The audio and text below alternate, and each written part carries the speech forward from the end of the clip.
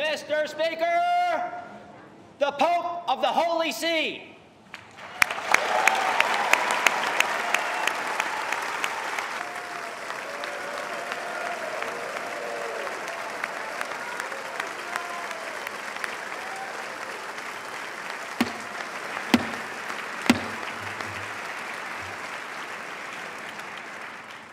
Members of Congress, I have the high privilege and distinct honor of presenting to you Pope Francis of the Holy See.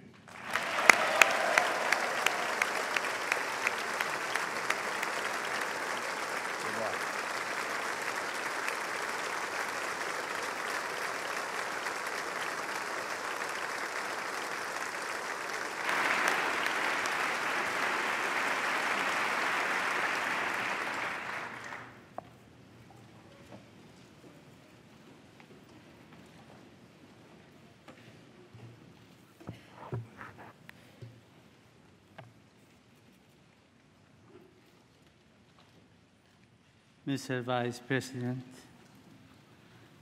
Mr. Speaker, honorable members of the Congress, dear friends, I am most grateful for your invitation to address this joint session of Congress in the land of the free at the home of the brave.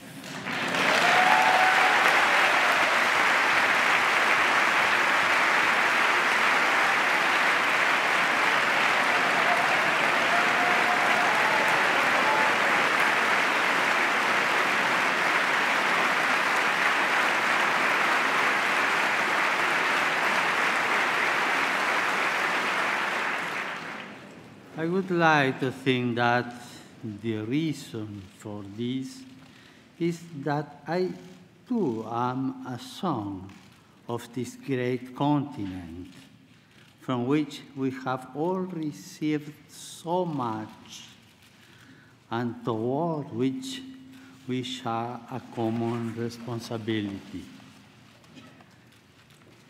Each son or daughter of a given country has a mission, a personal and social responsibility. Your one responsibility as members of Congress is to enable this country by your legislative activity to grow as a nation. You are the face of its people. They are representatives. You are called to defend and preserve the dignity of your fellow citizens in the tireless and demanding pursuit of the common good. For this is the chief aim of all politics. A political society endures when it seeks as a vocation to satisfy common needs by stimulating the growth of all its members, especially those in situations of greater vulnerability or risk. Legislative activity is always based on the care for the people. To this, you have been invited, called, and convened by those who elect you. Yours is a work which makes me reflect in two ways on the figure of Moses. On the one hand, the patriarch and lawgiver of the people of Israel symbolizes the need of people to keep alive their sense of unity by means of just legislation. On the other, the figure of Moses leads us directly to God and thus to the transcendent dignity of the human being.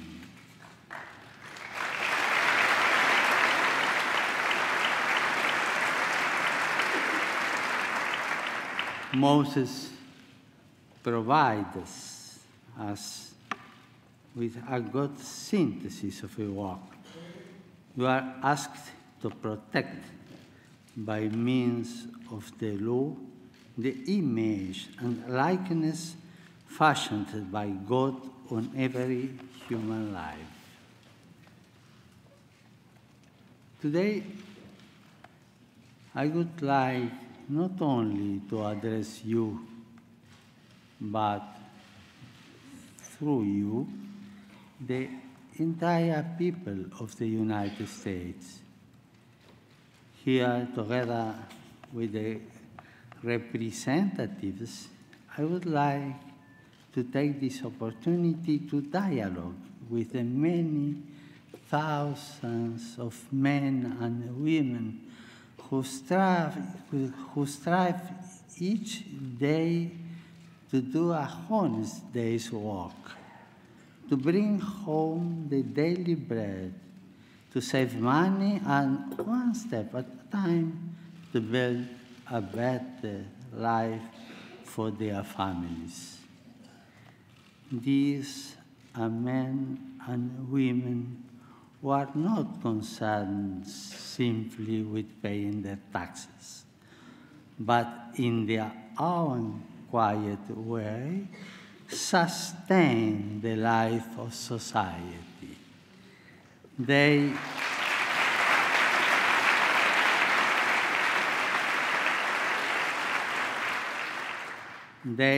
generate solidarity by their actions, and they create organizations which offer a helping hand to those most in need. I would also like to enter into dialogue with the many elderly persons who are a storehouse of wisdom forged by experience and who seek in many ways, especially through voluntary work, to share their stories and their insights. I know that many of them are retired, but still active. They keep working to build up this land. I also want to dialogue with all those young people who are working to realize their great and noble aspirations, who are not led astray by facile proposals, and who face difficult situations, often as a result of immaturity on the part of many adults. I wish to dialogue with all of you, and I would like to do so through the historical memory of your people. My visit takes place at a time when men and women of goodwill are marking the anniversaries of several great Americans. The complexities of history and the reality of human weakness notwithstanding, these men and women, for all their many differences and limitations, were able, by hard work and self-sacrifice, some at the cost of their lives, to build a better future. They shaped fundamental values which endure forever in the spirit of the American people. A people with this spirit can live through many crises, tensions, and conflicts, while always finding the resources to move forward and to do so with dignity. These men and women offer us a way of seeing and interpreting reality. In honoring their memory, we are inspired even amid conflicts and in the here and now of each day to draw upon our deepest cultural reserve. I would like to mention 4 of these Americans: Abraham Lincoln, Martin Luther King, Dorothy Day, and Thomas Merton.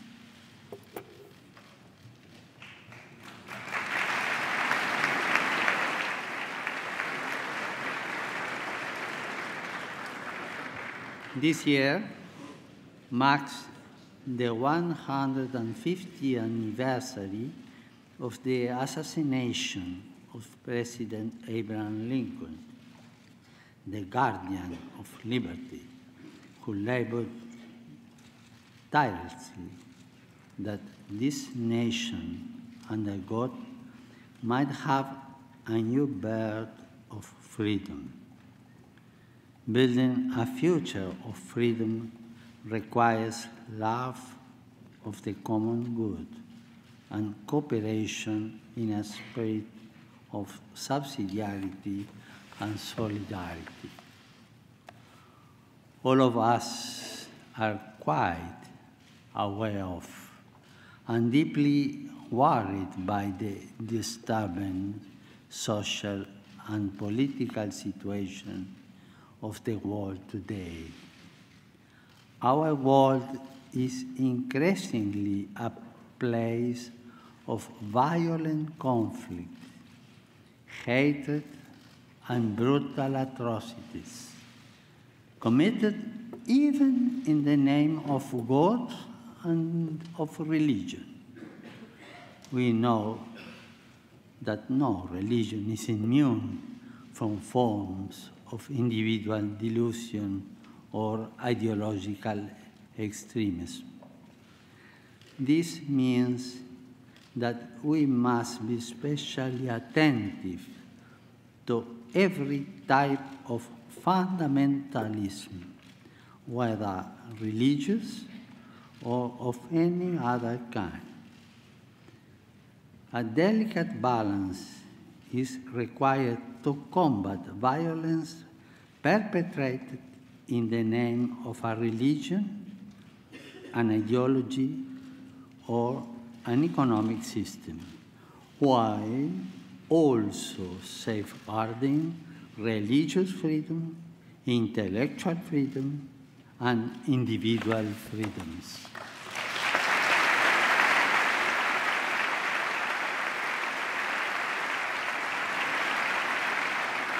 But there is another temptation which we must especially guard against.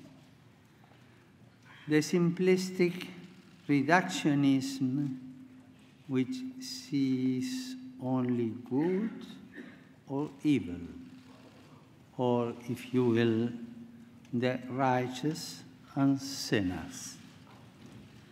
The contemporary world, with its open wounds, which affect so many of our brothers and sisters, demands that we confront every form of polarization, which would divide it into these 2 camps.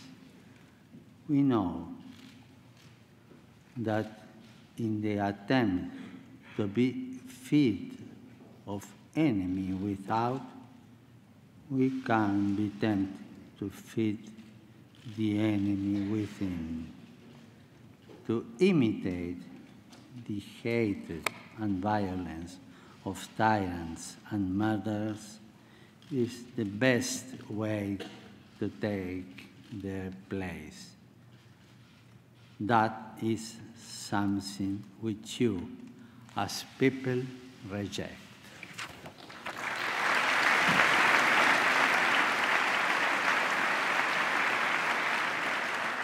Our response must instead be one of hope and healing, of peace and justice.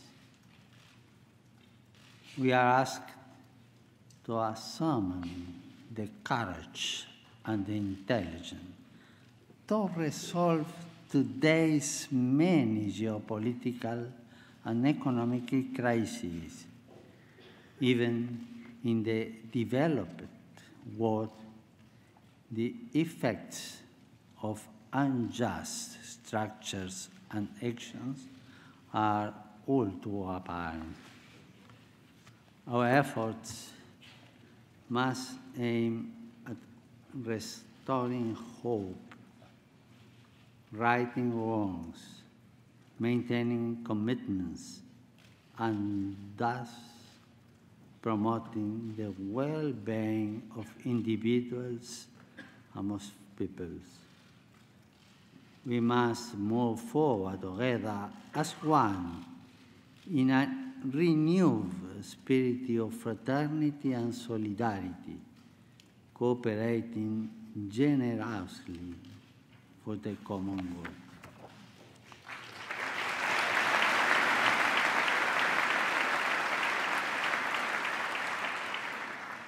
The challenges facing us today call for a renewal of that spirit of cooperation which has accomplished so much good throughout the history of the United States. The complexity, the gravity, and the urgency of these challenges demand that we pool our resources and talents and resolve to support one another with respect for our differences and our convictions of conscience.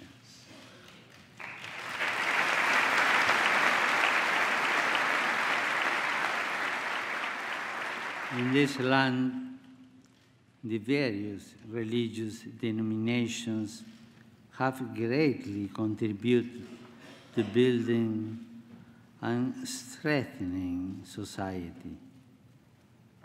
It is important that today, as in the past, the voice of faith continue to be heard, for it is a voice of fraternity and love, which tries to bring out the best in each person and in each society.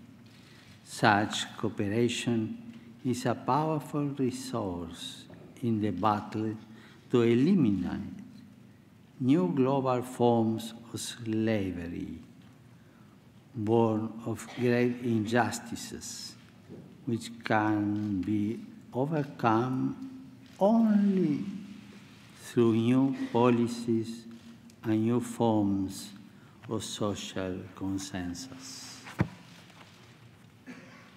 Politics is instead an expression of our compelling need to live as one in order to build as one the greatest common good, that of a community which sacrifices particular interest in order to share in justice and peace its goods its interests, its social life.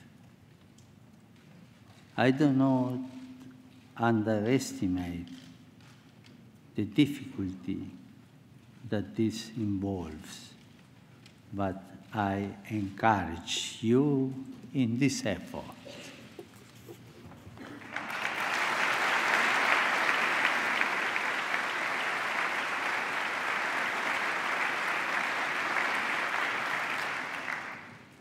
Here too, I think of the march which Martin Luther King led from Selma to Montgomery 50 years ago as part of the campaign to fulfill his dream of full civil and political rights for African Americans.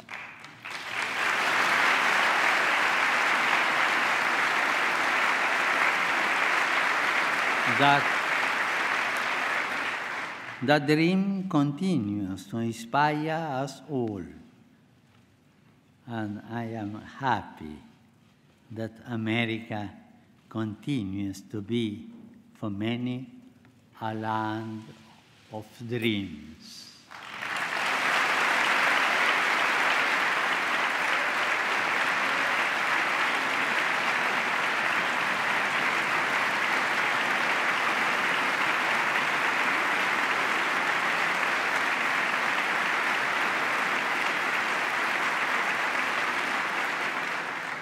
Dreams which lead to action, to participation, to commitment. Dreams which awaken what is deepest and truest in the life of the people. In recent centuries, millions of people came to this land to pursue the dream of building a future in freedom. We, the people of this continent, are not fearful of foreigners because most of us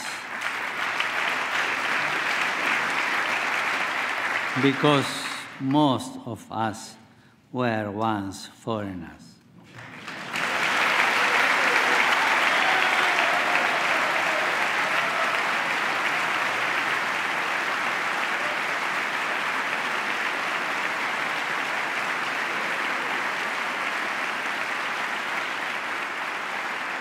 I say this to you as the son of immigrants, knowing that so many of you are also descendants from immigrants.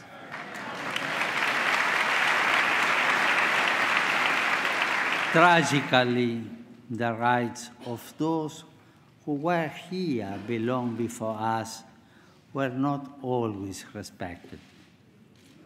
For those peoples and their nations, from the heart of American democracy, I wish to reaffirm my highest esteem and appreciation. Those first contacts were often turbulent and violent, but we know that it's very difficult to judge the past by the criteria of the present.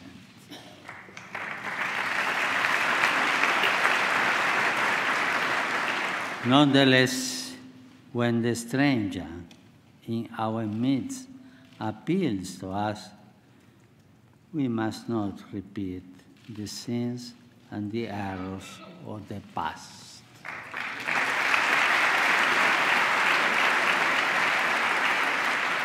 We must resolve now to live as nobly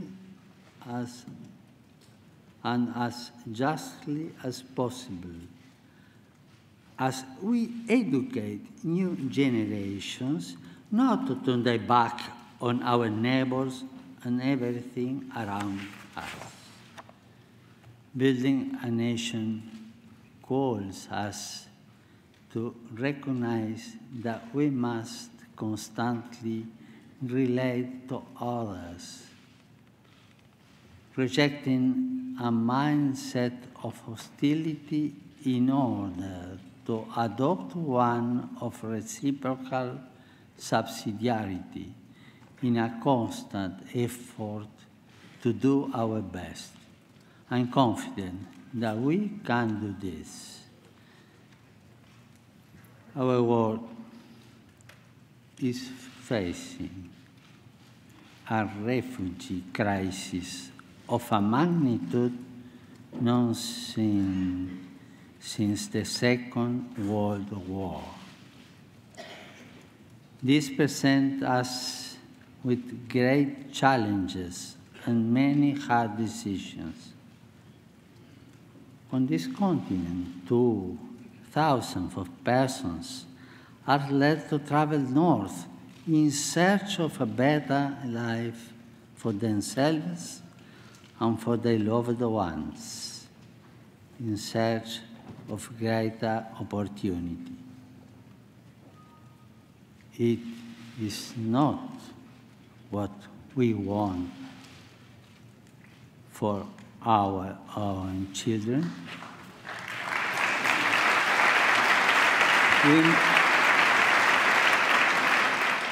We must not be taken aback by the numbers, but rather view them as persons, seeing their faces and listening to their stories, trying to respond as best we can to their situation, to respond in a way which is always human, just, and fraternal.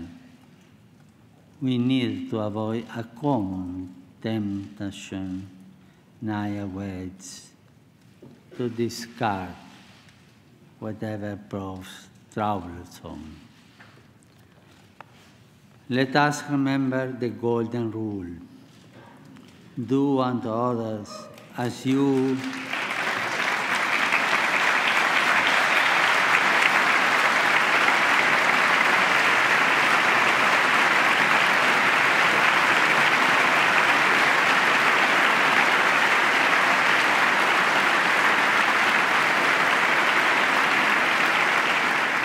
do unto others as you will have them do unto you.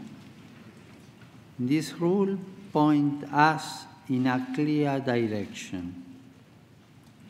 Let us treat others with the same passion and compassion with which we want to be treated. Let us seek for others the same possibilities which we seek for ourselves. Let us help others to grow as we would like to be helped ourselves. In a word, if we want security, let us give security.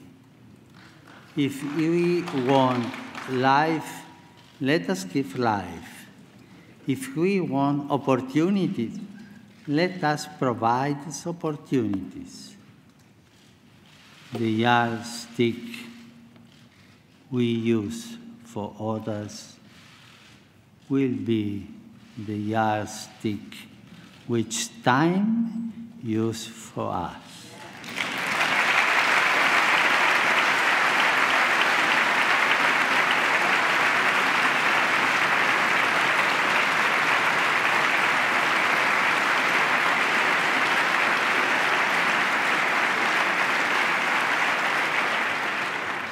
The Golden Rule also reminds us of our responsibility to protect and defend human life at every stage of its development.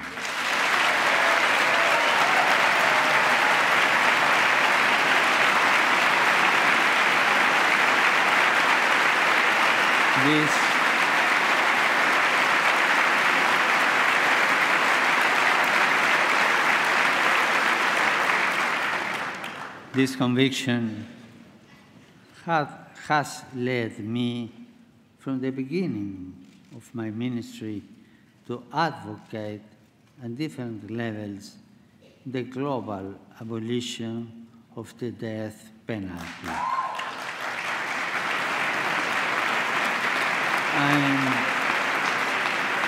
I am convinced that this way is the best, since every life is sacred. Every human person is endowed with unalienable dignity, and society can only benefit from the rehabilitation of those convicted of crimes. Recently, my brother bishops here in the United States renewed the call for the abolition of the death penalty. Not only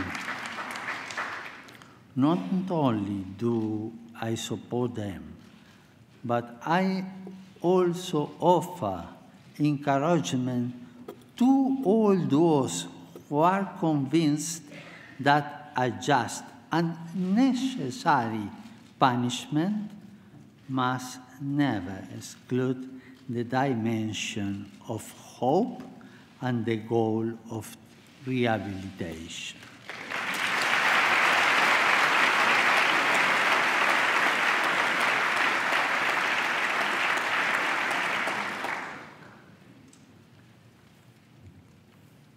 In these times, when social concerns are so important, I cannot fail to mention the servant of God, Dorothy Day, who founded the Catholic Worker Movement. Her social activism, her passion for justice and for the cause of the oppressed were inspired by the gospel, her faith, and the example of the saints. How much progress has been made in this area in so many parts of the world?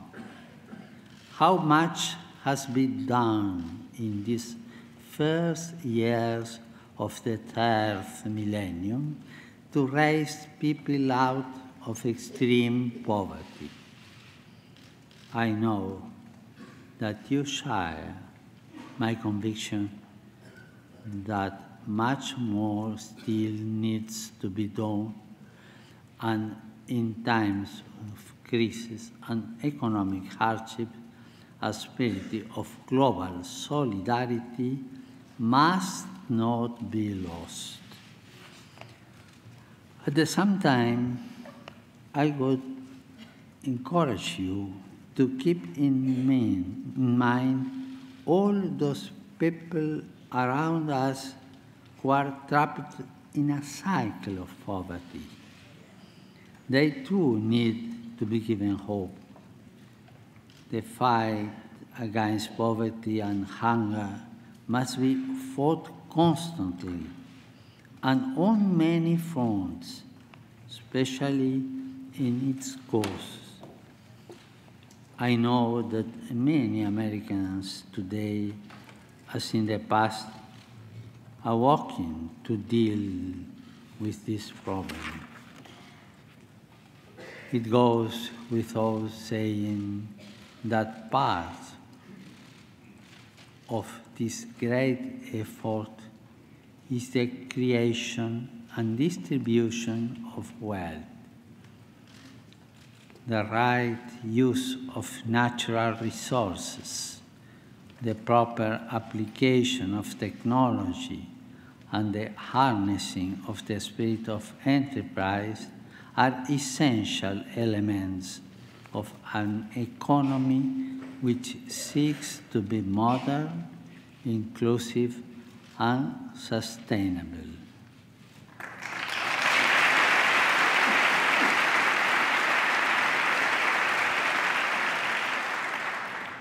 Business is a noble vocation. directed to producing wealth and improving the world.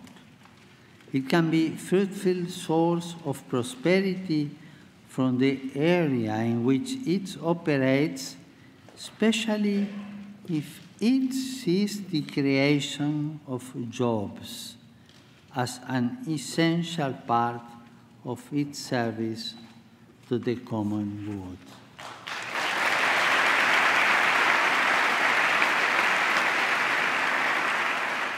This common good also includes the earth, a central theme of the encyclical, which I recently wrote in order to enter into the dialogue with all people about our common home.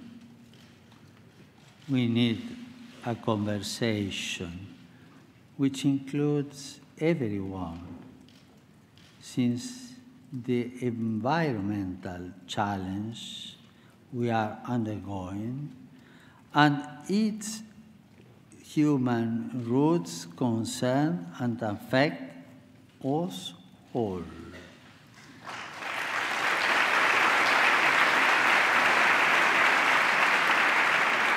In Laudato Si, I call for a courageous and responsible effort to redirect our steps and to avert the most serious effects of the environmental deterioration caused by human activity. I'm convinced that we can make a difference, I'm sure. And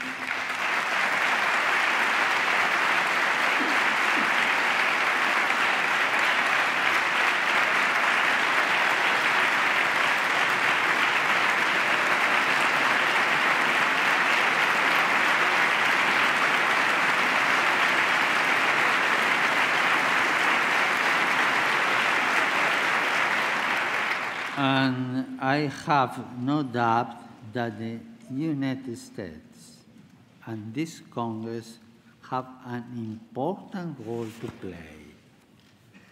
Now is the time for courageous action and strategies aimed at implementing a culture of care and an integrated approach to combating poverty, restoring dignity to the excluded, and at the same time, protecting nature.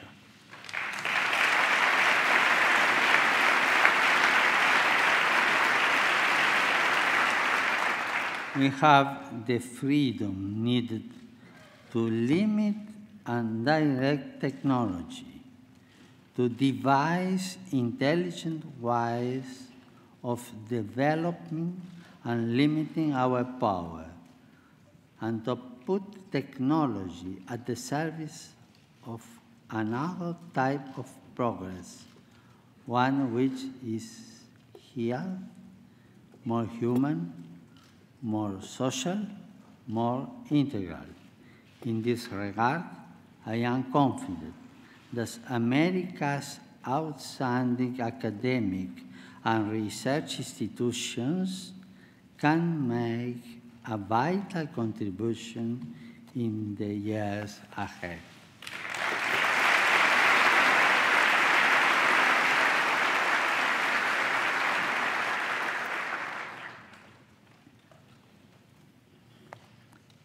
A century ago, at the beginning of the Great War, which Pope Benedict XV termed a pointless slaughter, another notable American was born, the Cistercian monk Thomas Merton.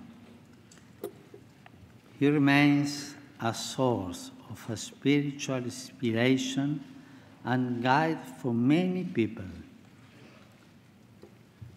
In his autobiography, Merton wrote, "I came into the world free by nature, in the image of God. I was, nevertheless, the prisoner of my own violence, my own selfishness, in the image of the world into which I was born. That world was the picture of hell, full of men like myself, loving God and yet hating Him, born to love Him, living instead in fear of hopeless self-contradictory hungers. Merton was, above all, a man of prayer, a thinker who challenged the certitudes of this time and opened new horizons for souls and for the Church. He was also a man of dialogue, a promoter of peace between peoples and religions.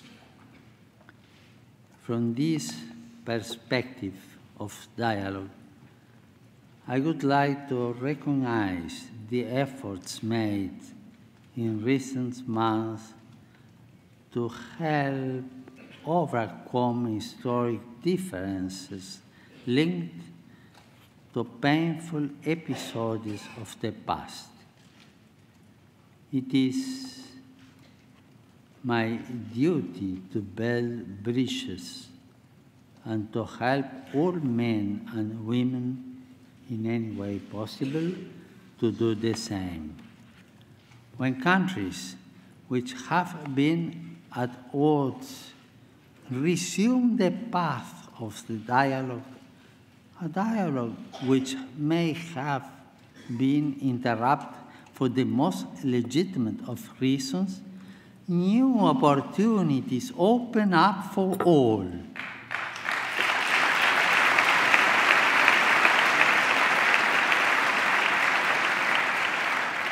This that required and requires courage and daring, which is not the same as irresponsibility. A good political leader is one who, with the interests of all in mind, seizes the moment in a spirit of openness and pragmatism. A good political leader always opts to initiate processes rather than possessing space.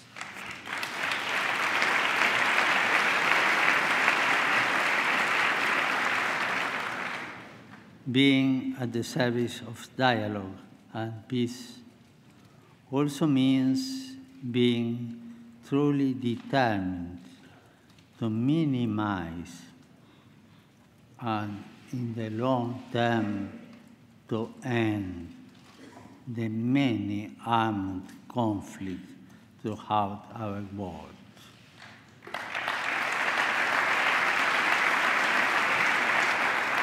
Here we have to ask ourselves, why are deadly weapons being sold to those who plan to inflict untold suffering on individuals and society?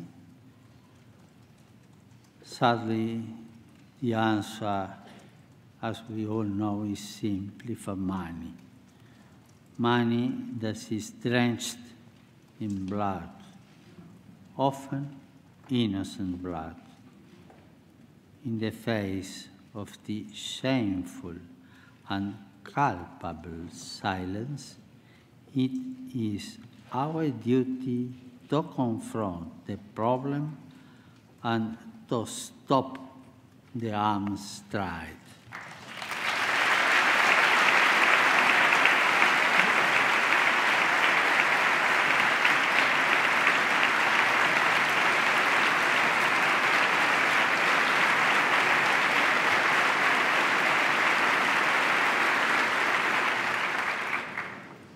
3 sons and 1 daughter of this land, 4 individuals of 4 dreams. Lincoln, liberty. Martin Luther King, liberty in plurality and non-exclusion. Dorothy Day, social justice and the rights of persons. And Thomas Merton, the capacity for dialogue and openness to God.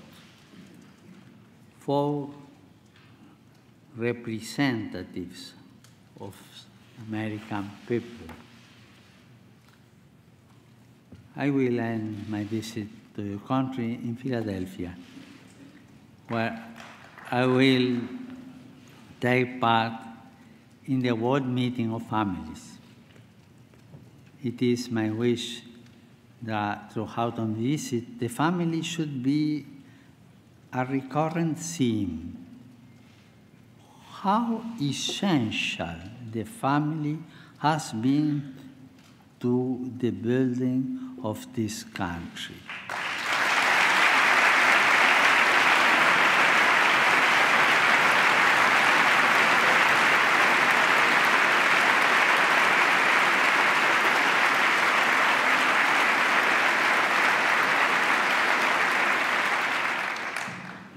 And how worthy it remains for our support and encouragement.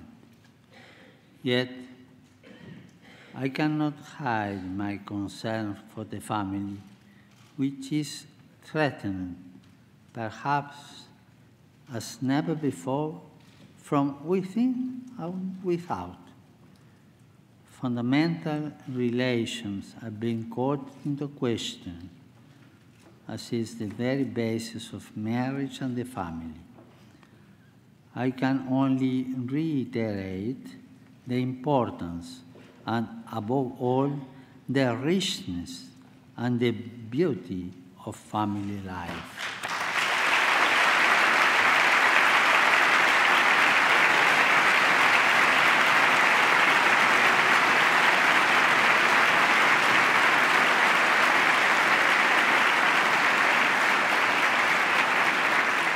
In particular, I would like to call attention to those family members who are the most vulnerable, the young. For many of them, a future filled with countless possibilities beckons. Yet so many others seem disoriented and aimless, trapped in a hopeless maze of violence, abuse, and despair. Their problems are our problems.